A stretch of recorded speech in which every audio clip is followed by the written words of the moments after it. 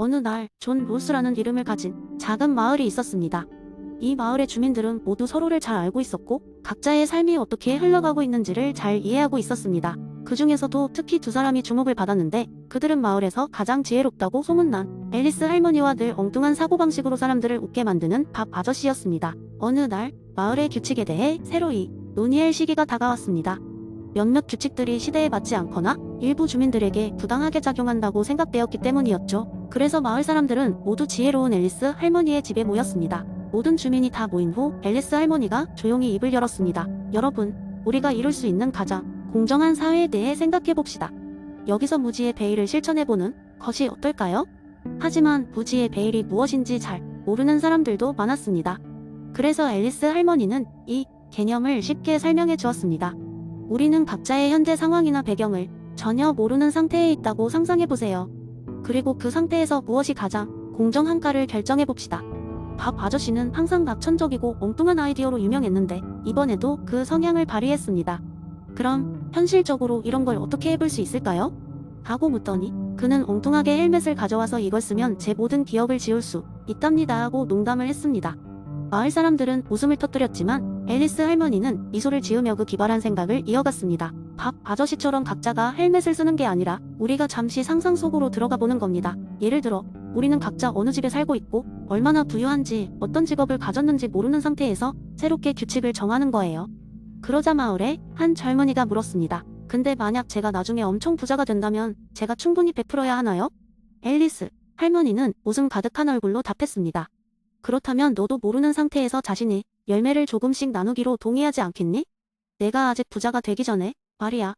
이러한 재미있는 토론을 통해 마을 사람들은 자신이 속해 있는 현재의 위치를 떠올리지 않고 공정한 사회를 위해 어떤 규칙을 채택해야 하는지를 고민하게 되었습니다. 무지의 베일이라는 개념을 통해 그들은 더 나은 미래를 위해 가능한 한 많은 사람들에게 도움이 되는 규칙을 만들었고 마을은 점점 더 살기 좋은 곳으로 변해갔습니다. 그러던 어느 날 밥 아저씨는 엉뚱한 재미를 더해 이 헬멧이 정말 작동된다면 전 시장이 되지 않을까요? 라고 했습니다. 모두 웃음을 터뜨렸고 밥 아저씨의 유머 덕분에 모두는 이론에 대한 무거운 부담감을 잠시 잊을 수 있었습니다. 그렇게 마을 사람들은 존 롤스의 무지의 베일이라는 추상적이고 철학적인 개념을 재미있게 체험하며 현실에 적용하는 법을 배워갔습니다. 이 이야기는 결국 그들이 꿈꾸던 공정한 사회의 작은 한 걸음이 되었습니다. 두 번째 이야기 옛날에 마을이 하나 있었는데 이 마을은 모든 것이 공정하게 나뉘어진다는 독특한 철학을 가지고 있었어요. 사람들이 물건을 사고 파는 시장도 있었고 그 시장의 운영은 마이클 샌델의 공정성의 한계 이론을 바탕으로 했죠. 그러나 이 이론은 이 마을을 아주 특별하게 만들었어요. 마을에서는 돈으로 구매할 수 있는 것과 없는 것을 엄격히 구분했어요. 예를 들어 사과나 빵 같은 생필품은 얼마든지 살 수 있었지만 친구의 우정이나 다른 사람의 신뢰 같은 것은 거래가 금지되었죠. 그건 모두가 알고 있는 규칙이었어요. 그래서 이 마을에서는 서로에 대한 신뢰가 돈으로 구매할 수 없는 중요한 가치로 여겨졌어요. 하지만 어느 날 마을에 재치가 넘치는 상인이 나타났어요. 그의 이름은 잭슨이었죠. 잭슨은 시장 경제에 대한 깊은 이해력과 사람들의 숨겨진 욕구를 잘 파악하는 능력이 있었어요. 그는 사람들이 서로를 돕는 데에 시간을 많이 쓴다는 점에 주목했어요. 그래서 잭슨은 사람들의 시간을 구입하고 판매하는 새로운 사업 아이디어를 생각해냈어요. 잭슨은 처음에는 마을 사람들이 여기에 관심을 가질 것이라고는 생각하지 않았어요. 그러나 시간 교환 상점이라는 독특한 개념은 많은 사람들의 호기심을 자극했죠. 사람들은 자신의 시간을 잭슨에게 팔고 잭슨은 그 시간을 다른 사람들에게 팔기 시작했어요. 예를 들어 테드는 나무를 자르는데 시간이 없었기 때문에 잭슨에게 시간 크레딧을 구매하여 다른 사람에게 부탁했죠. 그 대신 그는 다른 날 잭슨을 위해 마을 회의에 참석했어요. 처음엔 모두가 이 시스템을 좋아하는 것 같았어요. 사람들은 시간이 부족할 때마다 잭슨의 상점을 찾았고 그 덕분에 일을 더 효율적으로 처리할 수 있었죠. 마을 사람들은 이 시스템이 정말로 공정하다고 느꼈어요. 시간은 누구에게나 동일한 가치로 주어지니까요. 하지만 시간이 흐르면서 마이클 샌델의 주장이 맞았음을 알게 됐어요. 공정성이 시장에서 어떻게 훼손되는지를 마을 사람들은 직접 경험하게 됐어요. 우선 잭슨의 상점을 통해 시간이 거래되면서 사람들은 서로 직접적으로 돕는 대신 잭슨의 시스템을 의존하게 됐어요. 이제 사람들은 친구가 필요할 때 직접 연락하기보단 잭슨에게 먼저 가게 됐죠. 더 큰 문제는 시간이 돈으로 환산되면서 발생했어요. 사람들은 점점 더 시간을 파는 것을 주 수입원으로 삼기 시작했어요. 그 결과 가족과 보내는 시간이 줄어들었고 함께 나누던 시간의 가치가 점차 희석되기 시작했죠. 결국 잭슨이 의도하지는 않았지만 마을의 도덕적 구조가 무너지기 시작했어요. 이 문제를 해결하기 위한 마을 회의가 열렸고 마이클 샌델의 이론에 대한 깊은 토론이 이루어졌어요. 사람들이 돈으로 환산할 수 없는 가치가 무엇인지 다시 설명하고 그런 것들은 별도의 보호가 필요하다고 결론을 내렸죠. 잭슨도 자신의 시스템이 이러한 결과를 가져올 줄 몰랐다며 사과했고 마을은 다시금 공정성과 도덕성을 회복하기 위해 노력을 기울였어요. 이 이야기는 마을 사람들이 시장 이 모든 것을 정의할 수 없으며 돈으로 계산할 수 없는 가치가 얼마나 중요한지를 다시 한번 상기시켜줬어요. 그리고 사랑, 우정, 신뢰 등의 가치는 결코 상품화되면 안 된다는 것을 배운 날이었죠. 세 번째 이야기 제레미 벤담의 공리주의 이론에 기초하여 우리는 일상생활에서 어떤 결정을 내려야 할지 고민하는 상황을 상상해볼 수 있습니다. 여기는 런던의 한 작은 마을, 마음씨 좋은 할아버지 존이 평생을 거주한 곳입니다. 존은 매일 아침마다 마을이 공원으로 산책을 나가곤 했습니다.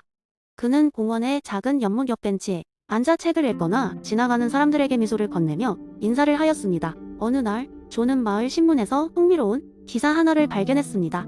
이는 정부가 공원을 현대적인 쇼핑몰로 개발할 계획이라는 내용이었습니다. 그의 행복한 산책길이 사라질 위기에 처한 것입니다. 이러한 개발 계획은 마을 주민들이 다양한 의견을 불러일으켰습니다. 존 역시 고민에 빠졌습니다. 새로운 쇼핑몰은 많은 사람들에게 편리함과 경제적 이익을 가져다 줄 수도 있지만 그로 인해 사라질 그 공원의 자연과 조용함을 잃을 것을 염려했습니다.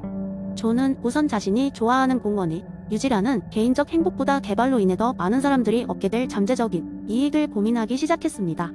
문제의 핵심은 최대 다수의 최대 행복을 어떻게 판단할 것인가에 있었습니다. 그는 생각했습니다. 쇼핑몰이 생기면 젊은 층과 사업가들이 얼마나 행복해질까? 반대로 이 공원이 사라짐으로 인해 자연을 즐기던 사람들이 잃게 될 행복은 어느 정도일까? 존은 이 문제를 해결하기 위해 마을 주민들을 초대하여 공청회를 열기로 결정했습니다. 그는 벤담의 공리주의를 본격적으로 적용해 보기로 했습니다. 공청회 날 다양한 의견들이 쏟아져 나왔습니다. 어떤 이는 쇼핑몰은 지역 경제와 일자리, 창출에 크게 기여할 것이며 더 많은 선택을 주민들에게 제공할 것입니다. 라고 주장했습니다. 다른 이는 공원은 단순한 녹지 공간이 아니라 마을 공동체의 세월을 담은 기억입니다. 이를 훼손하는 것은 문화적 손실입니다. 라고 반박했습니다. 벤담이라면 이 상황에서 어떻게 했을까를 고민하던 존은 한 가지 결심을 내렸습니다. 그는 전체적인 행복을 수량화하려는 벤담의 원칙을 기반으로 설문지를 만들어 각자 공원이 주는 행복과 쇼핑몰이 줄 가능성이 있는 행복 점수를 매기도록 했습니다. 이 결과를 바탕으로 그는 어떤 쪽이 주민들에게 더 많은 이익을 줄지 시각적으로 표현하여 제시했습니다. 결과는 놀라웠습니다. 많은 이들이 쇼핑몰이 초래할 일시적 경제 이익보다는 바로 눈앞에 있는 자연의 보존에 더 높은 점수를 주었습니다. 존은 이 데이터를 근거로 주민들이 그토록 아끼던 공원을 지킬 수 있는 논리를 마련하였고 마을 당국에 이를 강력히 주장했습니다. 결국 주민들의 의견을 수렴한 결과 공원은 지켜졌고 정부는 다른 공간에 쇼핑몰을 짓기로 했습니다.